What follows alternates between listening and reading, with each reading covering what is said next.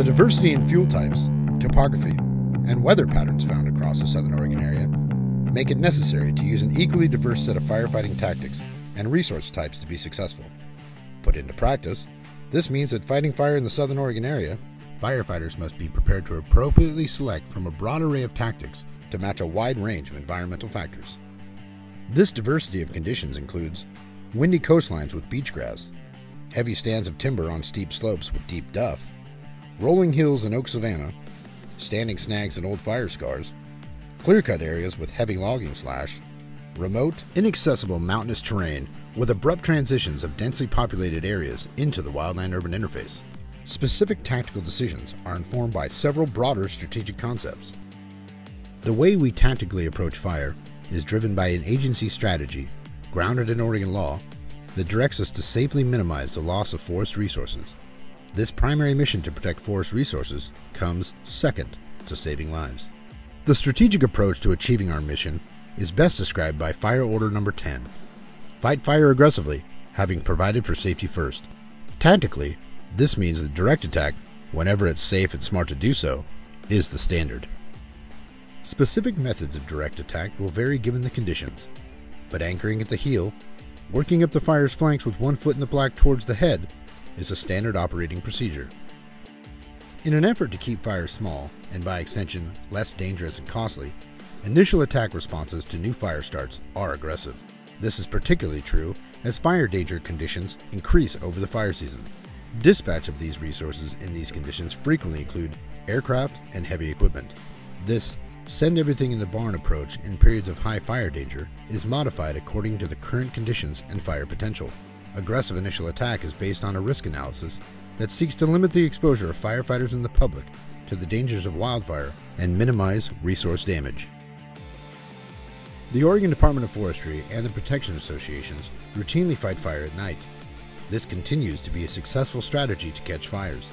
Night operations are generally conducted in the early stages of the containment and control process. In most cases, firefighting resources are fewer and primarily work to establish and strengthen control lines. As confidence in control increases, night shift work decreases. Working fires at night is a calculated decision that weighs the risks associated with diminished visibility versus the opportunities presented by decreased nighttime fire behavior. This rationale accepts the risk associated with the night operations in the belief that the high probability of containing a fire at night will expose fewer firefighters and members of the public to danger over the long run. An important aspect of fighting fire in the Southern Oregon area is based on a cooperative approach. This is described in Oregon law as a complete and coordinated forest protection system. In this system, partners include federal, state, municipal, and private entities with an interest in and a responsibility for fire suppression to protect the public, natural resources, and property. Federal firefighting counterparts in the Southern Oregon area are the Rogue, Siskiyou, Siuslaw, Umpqua, and Willamette National Forests. The extensive Bureau of Land Management lands within the Southern Oregon area are protected through an agreement by the Oregon Department of Forestry, the Coos Forest Protective Association, and the Douglas Forest Protective Association.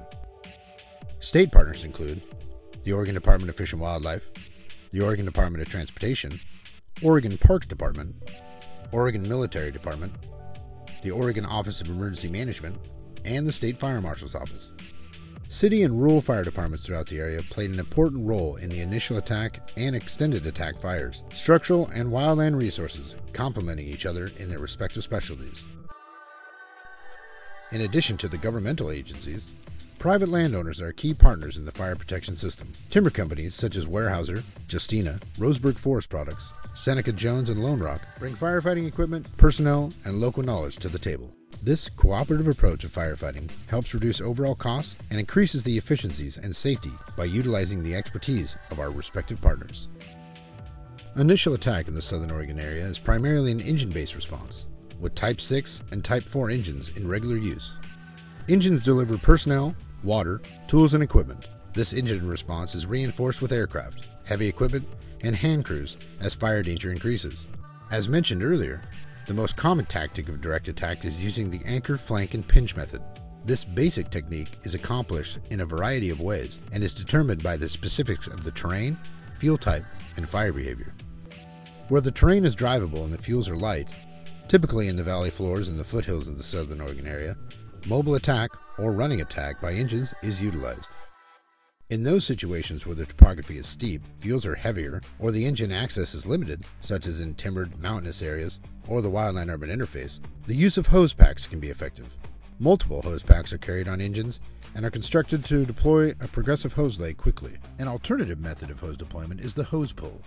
This method is typically used on smaller fires in situations where dense brush make the use of hose packs and rolling out donuts impractical.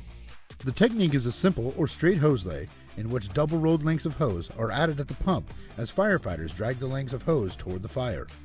Once the fire is reached, the line is charged. All 5 districts in the SOA have dozers and heavy equipment operators on staff. In addition, industrial timber companies within the area are an important source of heavy equipment for fighting fire, including dozers, skidders, excavators, masticators, and a range of logging processors and harvesters. Heavy machinery is used to build containment lines, knock over snags that are too dangerous to fall, remove fuels, create safety zones, and improve road systems for access. During periods of high fire danger, heavy equipment is often part of the initial attack dispatch and is stood down if not needed. Both fixed-wing and rotor-wing aircraft see frequent use across the area. Single-engine air tankers, or seats, and large air tankers are used to deliver retardant to check the fire spread. Fixed-wing aircraft are also used for recon missions and as air attack platforms to coordinate ground and air resources. Helicopters see frequent use throughout the area for bucket work and for transport of firefighters and equipment. Western Lane District and both Coos and Douglas Forest Protective Association use Quick Connect or quarter-turn hose couplings. A number of industrial landowners with firefighting personnel and equipment in the Southern Oregon area also use this type of hose coupling. Adapters are carried to work with neighboring resources who use traditional threaded hose couplings. DFPA, CFPA, and Western Lane have found that using quarter-turn saves time and increases efficiencies when establishing hose lays. For the Southern Oregon area, public safety and firefighter safety are the top priorities in an aggressive strategic and tactical operational philosophy that recognizes fire as an immediate, significant risk and threat to people, resources, and property. This is implemented through a coordinated, cooperative approach that relies on and takes advantage of many important partnerships. Tactical decisions are embedded in these larger concepts and are driven by unique conditions that are found on specific fires. The wide range of fire environments, cooperative partners, and resource types in use in the Southern Oregon area make it necessary for firefighters to be well versed in a diverse set of tactics. Training and mentoring, both in the classroom and in the field, help prepare firefighters to meet these challenges safely and effectively.